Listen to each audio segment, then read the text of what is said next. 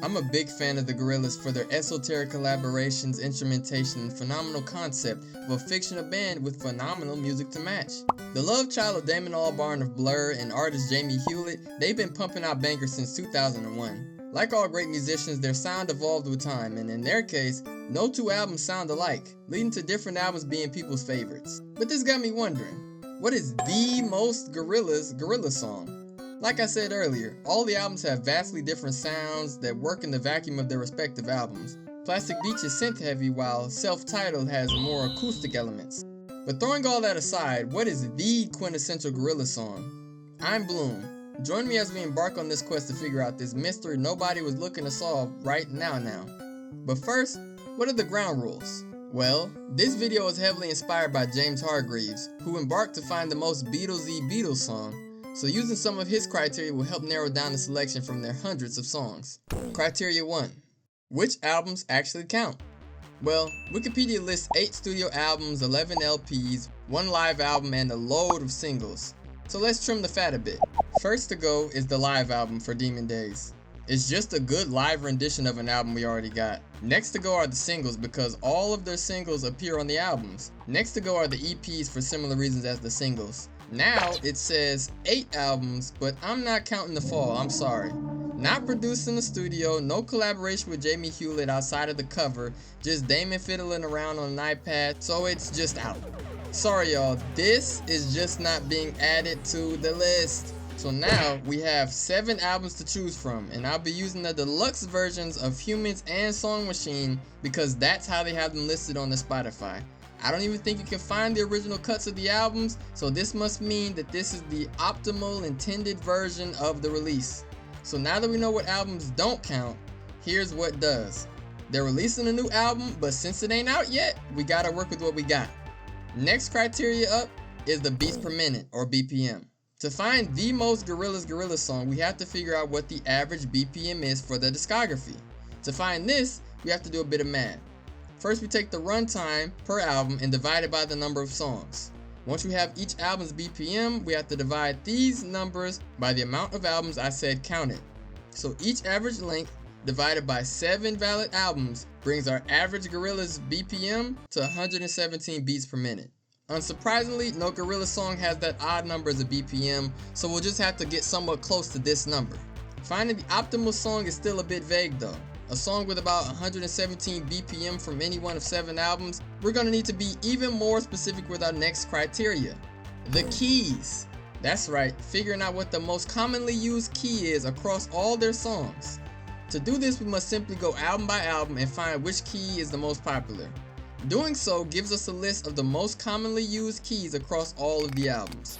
We have the key of D with 10, we have the key of C with 18, and at first place we have G at the top with 19 songs in the key of G. Songs in G appear on every valid album except for Song Machine. Okay, problem solved, right? Well, this is still about 47 songs it could potentially be, so we'll need more criteria.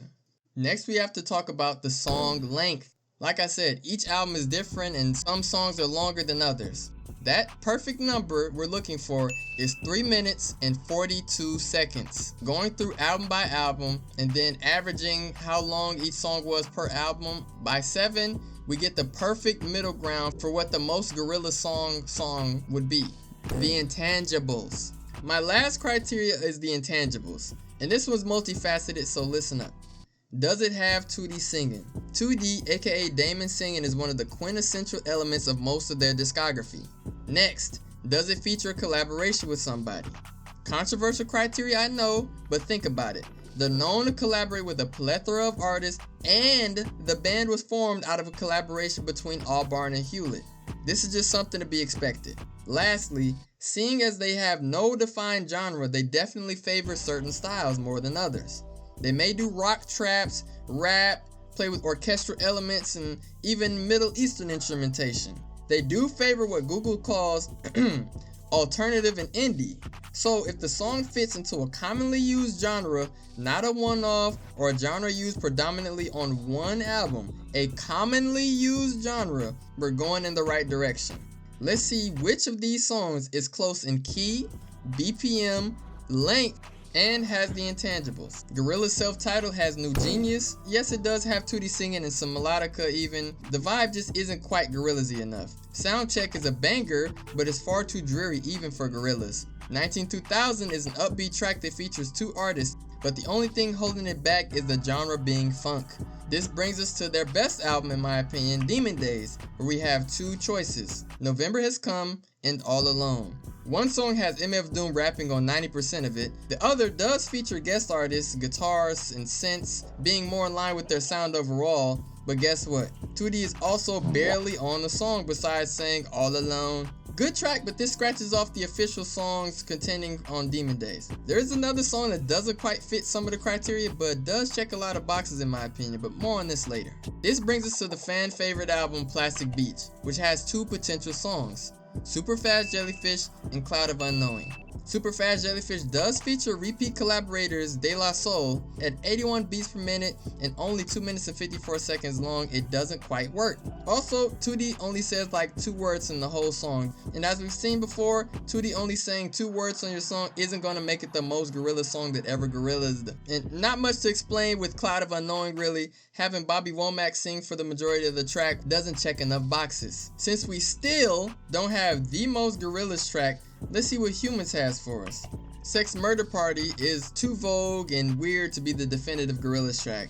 Hallelujah Money has choirs and the guest artist Benjamin Clementine operating it up. Besides being too long and fast, it's not Gorillaz-y enough. Halfway to the Halfway House is atmospheric like a song from Plastic Beach, and at 115 beats per minute, this is as close as it gets to the average of 117. But the song is pretty one note, and most crucially, no 2D singing whatsoever, so scratch this one off.